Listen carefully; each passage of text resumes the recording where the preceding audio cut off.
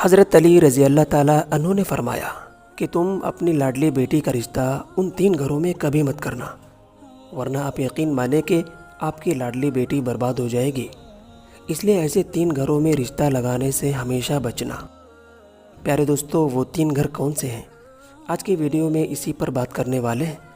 اپنی بیٹی کے مستقبل کو بچانے کے لیے آج کی ہماری یہ ویڈیو ضرور دیکھیں۔ ایک مرتبہ حضرت علی رضی اللہ تعالیٰ عنہ اپنی بارگاہ میں موجود تھے۔ ایک مالدار شخص آیا، وہ بہت پریشان تھا۔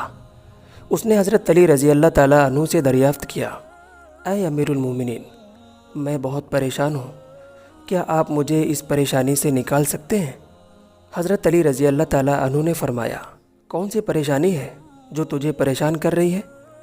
اس شخص نے کہا، اے امیر المومنین، میں اپنی بیٹی کا رشتہ کرنا چاہتا ہوں، لیکن اس بات سے ڈرتا ہوں کہ کہیں میری بیٹی کے ساتھ کچھ برا نہ ہو جائے، کسی پریشانی یا مصیبت میں نہ پڑ جائے۔ اے امیر المؤمنین، آپ مہربانی فرما کر کوئی ایسا گھرانہ بتا دیں کہ جہاں میری بیٹی خوش رہے، آباد رہے، اور اپنی بیٹی کا بسا ہوا گھر دیکھ کر ہم خوش ہو جائیں۔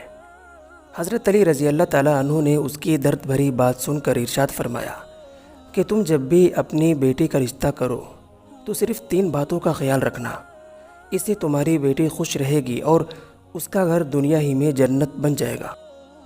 اس مالدار نے کہا، اے امیر المؤمنین، وہ 3 باتیں کون سی ہیں؟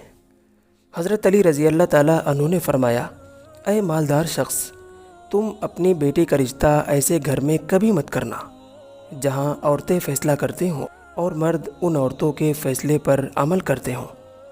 اس کے باوجود اگر تم نے ایسی جگہ اپنی بیٹی کا رشتہ کر دیا تو یاد رکھنا کہ تمہاری بیٹی کا گھر بسنے سے پہلے اجڑ جائے گا، اس کی ساری خوشیاں ختم ہو جائے گی۔ پیارے دوستو، آپ نے کبھی غور کیا ہے؟ بہت سی مرتبہ لڑکیاں بہت خوبصورت ہوتی ہیں، اس کے باوجود ان کا رشتہ ٹوٹ جاتا ہے۔ لڑکے کے گھر والے اور لڑکی کے گھر والے سب پریشان رہتے ہیں، سب کا چین و سکون ختم ہو چکا ہوتا ہے، اور اس طرح آپ کی لڑکی کا گھر برباد ہو جاتا ہے۔ حضرت علی رضی اللہ تعالیٰ عنہ نے آگے فرمایا، اے مالدار شخص، اپنی بیٹی کا رشتہ ایسے گھر میں کبھی مت کرنا جہاں عورتوں کی عزت نہیں کی جاتی، مرد عورتوں پر حکمرانی کرتے ہیں، عورت کو ایک طرح سے اپنا نوکر سمجھتے ہیں۔ پیارے دوستو، آپ نے اپنے گاؤں یا پھر آس پاس کے گاؤں میں اس طرح کی چیزیں اور ایسا رواج دیکھا ہوگا کہ عورتوں کو مردوں کی جوتیاں سمجھا جاتا ہے اور ایک نوکر کی طرح اس کے ساتھ پیش آتے ہیں، جبکہ آپ صلی اللہ علیہ وسلم نے فرمایا کہ جو تم کھاؤ اور جو پہنو وہی اپنی عورتوں کو کھلاؤ اور پہناؤ۔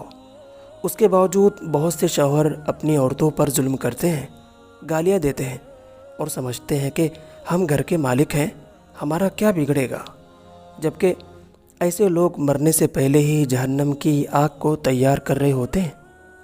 حضرت علی رضی اللہ تعالیٰ عنہ نے فرمایا، اے مالدار شخص، تم اپنی بیٹی کا رشتہ ایسے گھر میں کبھی مت کرنا جہاں طلاقیں بہت زیادہ ہوتی ہوں، چاہے ان کے پاس دولت کی کمی اور جانوروں کی کمی نہ ہو۔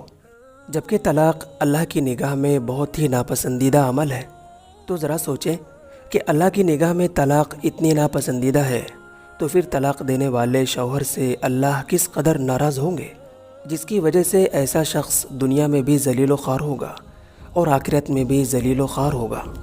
حضرت علی رضی اللہ تعالیٰ عنہ نے فرمایا، اے مالدار شخص، تم اپنی بیٹی کا رشتہ ایسے گھر میں کرو جہاں عورتوں کی عزت کی جاتی ہو، جہاں کے مرد اپنی عورتوں کے ساتھ نرمی، خوشحالی اور حسن سلوک کے ساتھ پیش آئیں، اپنی بیوی کے حقوق ادا کرنے میں کسی قسم کی غفلت اور کوتاہی نہ کرے، اپنی بیوی کا اس طرح ہو کر رہے کہ اپنی بیوی کے علاوہ کسی دوسری عورت پر نگاہ نہ ڈالے، جو اپنی عورت کو عیش و عشرت میں برابر کا شریک سمجھے، کسی قسم کا ظلم نہ کرے، اپنی عورت کی خوبیوں کو دیکھے اور اس کی کوتاہیوں کو درگزر کر کے محبت سے پیش آئے، اور جو اپنی عورت کی عزت و آبرو کی حفاظت کرے اور ذلت و رسوائی سے بچائے رکھے، دیانت داری اور دینداری کی تاکید بھی کرتا رہے۔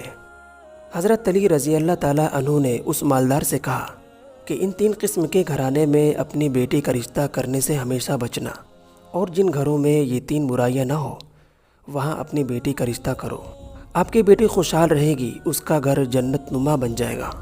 حضرت علی رضی اللہ تعالیٰ عنہ کی یہ نصیحت سن کر وہ مالدار شخص بہت خوش ہوا اور اس کی پریشانی ختم ہو گئی، اور اس سے اس امت مسلمہ کو بھی سبق دیا کہ ہم اپنی بیٹیوں کا رشتہ کس گھر میں کریں اور کس گھر میں نہ کریں۔